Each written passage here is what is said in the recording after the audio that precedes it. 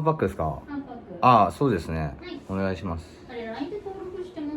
いや、してないです。してない。はい LINE 登録してもらうと、はいクーポン入ってるので、はい。ハーフバッグが結構大きいので3000円が、また今日もクーポンで1000円オフできるので、できれば登録してもらあ、今やった方がいいですか？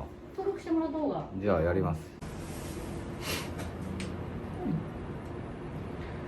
ブラッシングしてくればよかったね。ブラッシングが多分プードルだと結構頻繁にやらなきゃいけないので。いや、結構やってんだけどね、俺ね。出かけてきて、帰ってきて、やってるでしょ。行く前にやってるでしょ。だけど長いからさ、気を分けてやらなきゃいけないのでお家だとドライヤーの冷風を当てつつやってもらうと綺麗にできますドライヤーね、わかるよそれ。ただちょっと大変なので、はい。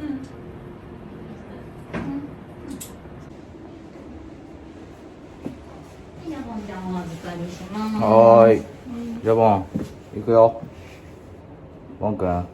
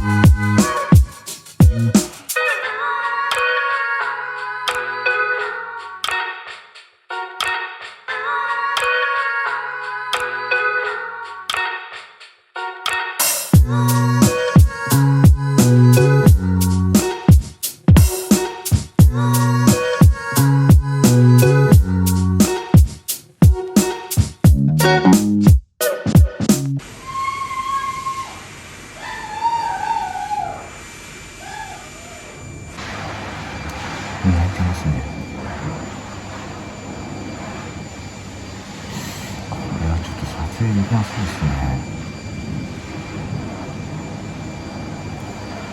泣いてますね。